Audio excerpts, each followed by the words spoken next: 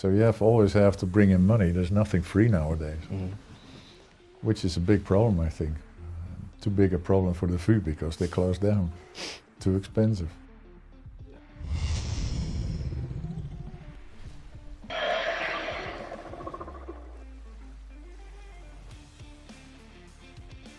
To the GeoShow. Today we are with Professor Jan Smit, who is one of the co-discoverers of arguably the biggest discovery in the history of Earth science. Namely the fact that the Mesozoic era of Earth's history, and thereby the age of dinosaurs, was ended abruptly and catastrophically by a massive meteorite impact. We're dealing with some pretty serious let's say problems in the Dutch Netherlands earth science community, because one of the major departments, which is your alma mater and also your ex-employer, is that correct? That's correct, yeah. Has decided to shut down. So the earth science department in the VU was I think the second largest or the third largest in the country.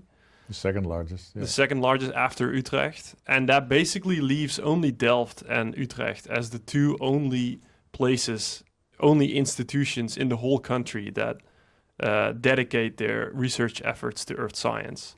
So the whole community was sort of shocked by this. And it was partially expected, but also partially unexpected.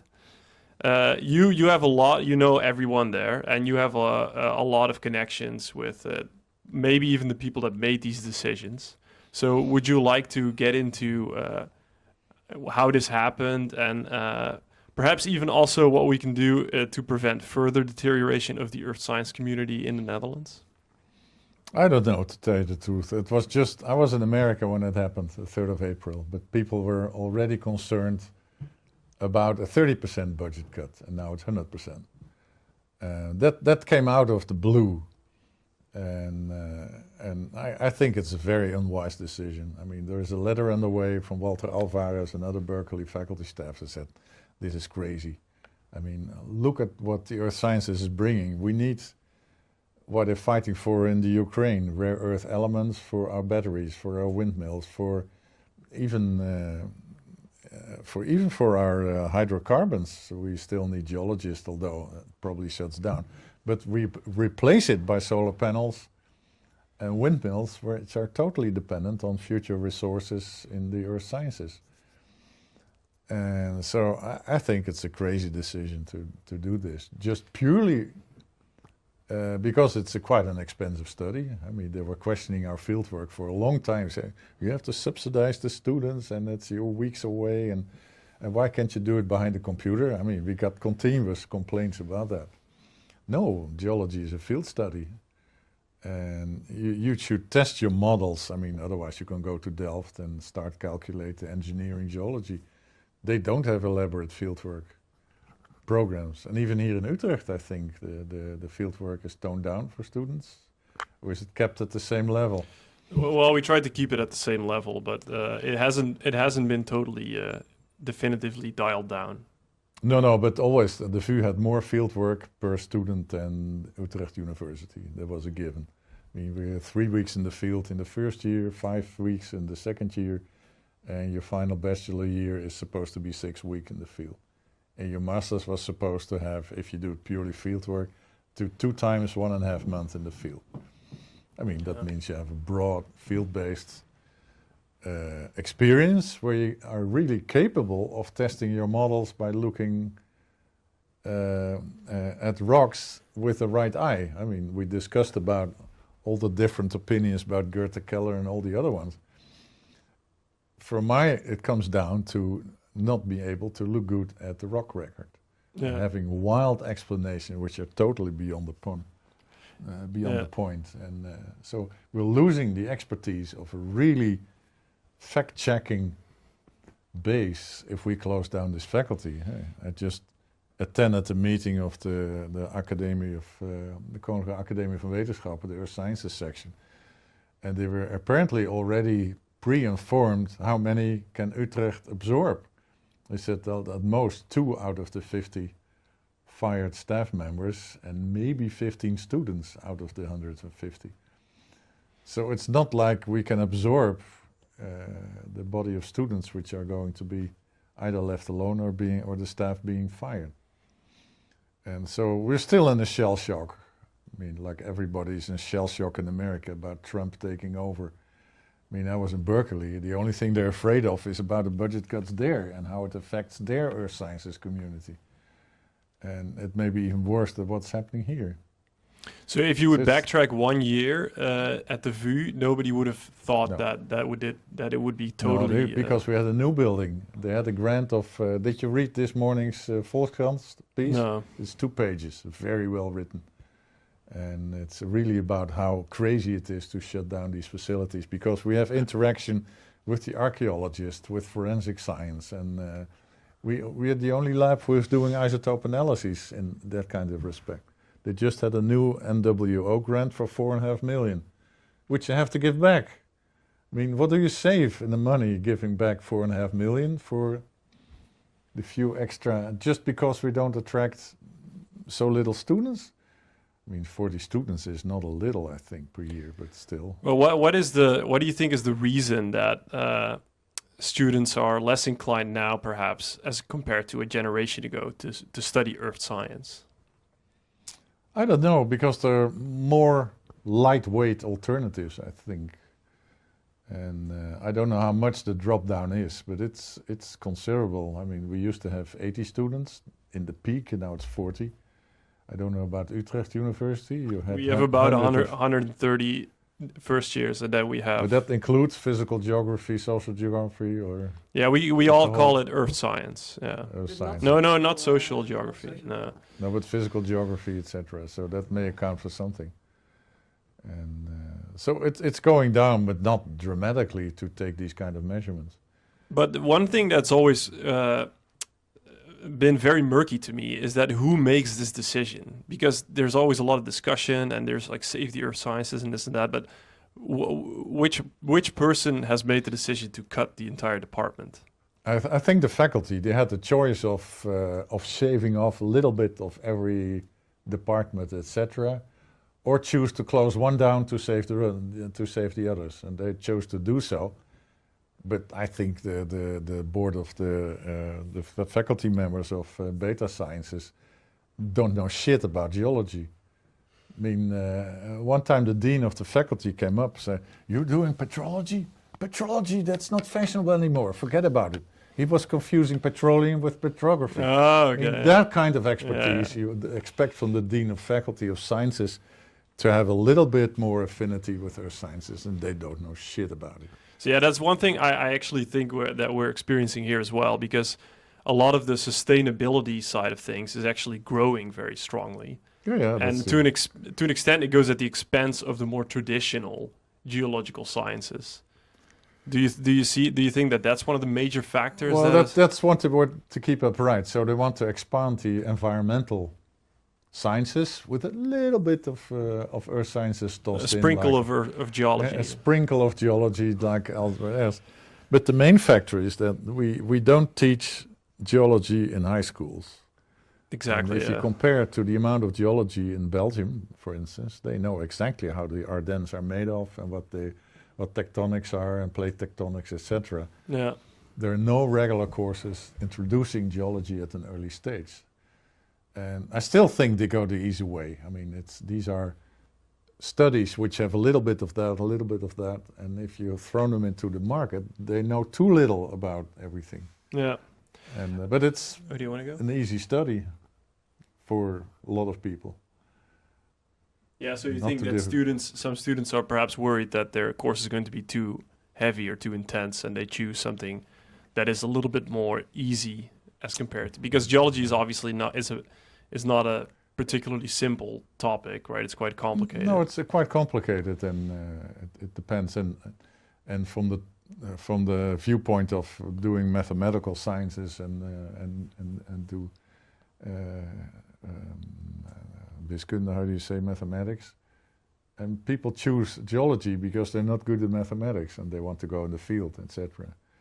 And but still, I mean, if you cannot sustain 40 students, I mean, that's a sizable amount of people which give the expertise through. And in the future, I see a lack of knowledgeable people who are able to control the government in making governmental decisions about sustainability, materials, earth materials, because they can follow any models they want. And choose their own picking without... Because they're not rigidly trained in testing hypotheses against nature, basically. Okay, so one thing that I might be seeing here, and I know that also plays a role in America, is that the ratio of students versus administrative staff is changed drastically. So probably in your time, almost anything was administered by the academics or by some handful of people. Yeah, we had before the Vrije concentrated Amsterdam and the Vrije Universiteit Amsterdam, we had a sizable building. It's still purely made for earth sciences. There are sculptures around it depicting volcanoes and whatever. It's specially made for geologists with having a high collection of heavy rocks. I mean, there's no building in... The foundations were reinforced. Not many buildings to allow so many T-Rex. With so many poles underneath in the Geological Institute in Amsterdam. Okay, so that's my alma mater, and so I came from the University of Amsterdam. And what were we following up? Well, yeah, so one of the things is that maybe the universities are becoming more institutionalized, and they're not... Okay, that's what I'm saying. We had one administrative head of the department and 2 temporary secretaries, that was all. Yeah. And they governed the whole subfaculty. And the rest was all done by academic staff. And each of the professors had his own secretary, which is not, and I mean, the departments have a secretary, but not each individual professor. Yeah. So did the load, but when I came in the Vrije University, say after the last reorganization, I went into a hall with 20 rooms left and right, and all were financial controllers. Yeah. I say, what's the use of that? So, but do you consider that also to play a role in this decline? Yeah, they should fire administrative staff instead of the staff members. But it's never considered. Exactly, because I never hear this discussion. We should govern this, so it swells and swells and swells in bigger departments. But in the meantime, they neglect the real scientist. Jan, one important thing I think for the students who are still studying and are in this kind of field, when you were at your master's level, bachelor's level, maybe doing your PhD, did you have family members or friends who are not affiliated with geology asking you, what do you do? Was there any other pressure like to get, I don't know if you've ever heard this, but some people hear this time of get a real job if you're in research and this kind of thing. So for people who are in that conundrum, how would you advise them? When I was young, they confused me with theology. Do you theology? I say, well, I'm not doing theology. Okay, archaeology was the second question. Yeah. Geology, what is that? I mean, earth sciences or aardwetenschappen is closer to what you do, but people don't know shit about what you're doing as an earth scientist. In general, in Holland. That's different in Belgium and Germany and France, and also in the United States. They know a lot about geology, because they're looking at the Grand Canyon and the fantastic shapes. They live in a landscape which asks for an explanation. And so they're well familiar with their surroundings, and Holland is flat as a pancake. So no wonder they're only looking at the very surface and the recent stuff. And that's a big disadvantage for the Netherlands. But so I was fortunate that I actually studied and worked in Netherlands, England, and America, and I do see this that the Netherlands is sort of uninterested in geology. But I'm not sure. I don't fully agree that the Netherlands is not geologically interesting. I mean, a lot of the, let's say, the deposits that you look at were formed in environments similar to what the Netherlands. Once you know it, you're interested, and the subsurface of Holland is really interesting. But for the people, what do I see when I look outside? Yeah, I see buildings. It doesn't raise questions. I see financial centers. I see a rechtbank, a justice of court. I mean, we're living next to the Zuidas, the most expensive piece of real estate. So even erecting a building at the Vrije University is twice as expensive as it would be here on the Uithof. I mean, I guess the thing is though that if we want people to continue studying this subject, what incentive is there for them? If the people around them don't know why they're doing it, if their family members don't know, because mostly when you pick a subject to study, you want a job at the end of the day, right? And that could explain why there's a decline in students. And that's what I'm trying to get at, is how do we get... Yeah, but in the past also geology students did not necessarily end up in doing geology because the Shell oil company would hire a few, the Rijksgeologische Dienst would hire a few. That's about it. But they're so generally trained that they could find a job anywhere. We had never any problem selling the students, but not in the field of geology, but being generally taught, being capable of making models, try to write good scientific papers. I mean, you're a man of all trades if you do geology. But even today we have the Earth Science department in Utrecht is disproportionately sending students to well-paid, good jobs, more so than many other courses. So there's no argument to be made that it's not a good career choice. No, I don't think so. I think it's you're well trained. Just being flexible because you're being taught so many different aspects, instead of having just to focus on your physics formula. And I think the point is that if you are involved in geosciences, then you would know that, right? That you can get a well-paid job. But you have to understand that if you're a parent and your child is 16, 15 and you're advising them, and they say, what would you like to study? And nobody in your family is a geologist, you have no idea what a geologist does. Yeah, that's true, yeah. See what I'm trying to say? So how do you tell him he's digging for the most essential elements in a windmill, which creates electricity. Yeah. How do you make solar panels if the Chinese have all the resources? Where do you find it? So I actually every year we have the Parent Day here. Yeah. It's organized by the Student Society, and I do a lecture on what is geology in front of all the parents of the students. And at the end of the lecture, all the parents are so excited. They're like, "Oh, it's such a great course." Blah. And I've heard parents say, like, "If I knew that this existed, I would have chosen this because I'm an accountant and my life kind of sucks." And that might be an exaggeration. But here come those parents are being taught in high school mostly, and they go different ways. They don't know about geology. Exactly. Yeah. There is no. I know even big history is being taught in high schools more than earth sciences. Because that's something of a bigger, and it comes into what was formerly considered let's say ANW, Algemene Natuurwetenschappen. Yeah. You had to take it as an option, but only chemistry and physics teachers were allowed to teach it, but not biologists and physical geographers. So now they can choose an alternative way. So big history is being taught now in 40 different high schools over the Netherlands, as being a sort of integrated view of everything: earth sciences, physics, chemistry, paleontology, you name it, and biology. So if you're a high school student watching this right now, you, I'm talking about you, what would you tell them to perhaps convince them or show them that maybe this is actually a good choice for your future?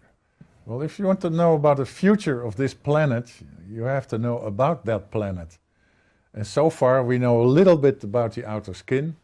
That's basically it. But climate originates in geology. How does the Himalayas influence climate? What Frits Hilgen is doing, the shifting climate zones causes his Milankovitch rhythms in whatever environment. The more you look, the more you see it. So you see climate change in working if you're a geologist. And now to predict the future, you need to look back in the past. So I can think of many reasons why geology is very important for our future and not for the past. You listening? Yeah, you're listening? Good. Does anyone have any more questions? I think we've covered Vrije pretty well, right, also? Yeah, we're good? Any closing remarks you'd like to make? No, it's fun to do. If you need me any other time. Episode 2 coming soon. Another 3 hours, perhaps. I mean, we've covered a huge amount of subjects. Yeah. Maybe too superficial here and there. Fraud in science, things that go wrong. A lot to talk about. I would love to discuss chance with you again. Yeah, so Professor Jan Smit, thank you very much for coming to the GeoShow. I You're hope you had a welcome. good time. I had a good time, certainly. And we'll definitely make something nice out of this. And I hope to see it one time. Do you put it on the web? yeah, it will be uploaded on YouTube actually. Okay. So this is only the third video that we make, so we want to collect a couple and then we submit them suddenly. So yeah, I hope everybody had a good time. I hope you learned something about Earth science. I hope you've learned it from someone who's been in the trenches for quite a long time. And we'd love to see you in the next episode of the GeoShow. See you next time.